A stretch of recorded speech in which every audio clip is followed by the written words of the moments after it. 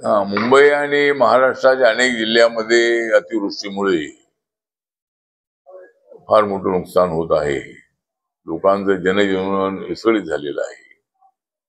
मुंबई मधल्या बऱ्याचशा लोकल ज्या आहेत त्या लोकल बंद आहे आणि त्यामुळं लोकांना फार मोठे हाल सहन करावे लागत आहेत आणि त्यांना चालत चालत त्यांना जाण्याची त्यांच्यावर पाळी आलेली आहे.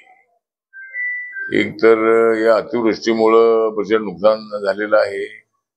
आतापर्यंत जी माहिती आहे तर त्यामध्ये जवळजवळ 12 ते 14 लाख एकर जमिनीचं प्रचंड नुकसान झालेलं आहे. सगळी पीक उद्ध्वस्त झालेली आहे.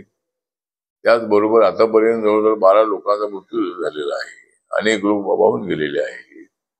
अनेक रस्त्यामध्ये पाणी आहे आणि अतिवृष्टीमुळं मला वाटतं की मोठं नुकसान झालेलं असल्यामुळं माननीय मुख्यमंत्री देवेंद्र फडणवीस त्याचा आढावा घेत आहे. आज झालेल्या कॅबिनेटमध्येही अतिवृष्टीच्या संबंधामध्ये चर्चा झालेली आहे आणि ज्यांचं नुकसान झालेलं आहे त्यांना नुकसान भरपाई मिळणं अत्यंत आवश्यक आहे. अनेक नद्यांना पूर आलेला आहे आणि सर्व गावामध्ये अनेक शहरामध्ये पाणीच पाणी झालेलं आहे. तर अशी मोठी अतिवृष्टी जी आहे ती आपल्या मुंबई आणि महाराष्ट्रामध्ये झालेली आहे. त्यामुळे सरकारकडून आपली हीच अपेक्षा आहे की याचे पंचनामे ताबडतोब व्हावे आणि ज्यांचं नुकसान झालेलं आहे, शेतीचं नुकसान झालेलं आहे, पिकांचं नुकसान झालेलं आहे, त्यांना नुकसान भरपाई मिळाली पाहिजे. ज्यांची घरं पडलेली आहेत, काही लोकांची घरं क्रॅक झालेली आहेत, तर अशा लोकांनाही मदत करणं अत्यंत आवश्यक आहे. आणि झोपडपट्टीमध्ये मोठ्या प्रमाणामध्ये लोकांचा अहंकार आहे. कच्च्या घरामध्ये राहणारे जे लोक आहेत त्या लोकांवरती अत्यंत हलाखीची त्यांची परिस्थिती झालेली आहे. तर त्या गोरगरीब लोकांनाही काही मदत सरकारच्या वतीने मिळणं अत्यंत आवश्यक आहे.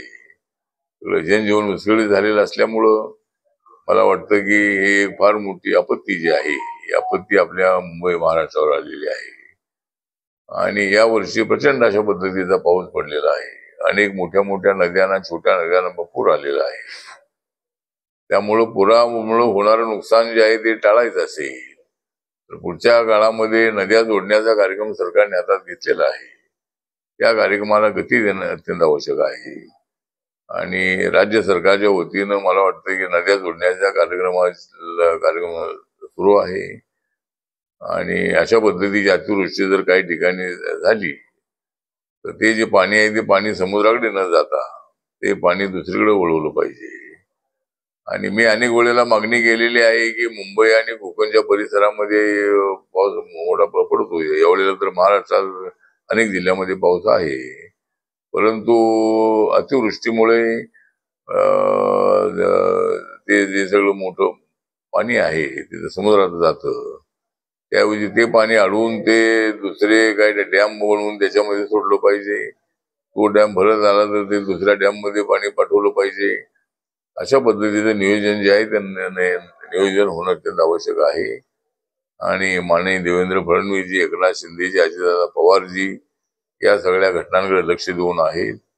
आणि मी लंडनहून आल्यानंतर मला ही सगळी मुंबई ही जलमय मला पाहायला मिळाली आणि या सगळ्या आपत्तीमध्ये अनेकांचं नुकसान झालेलं आहे. त्यांना नुकसान भरपाई मिळाली पाहिजे अशी माझी मागणी आहे.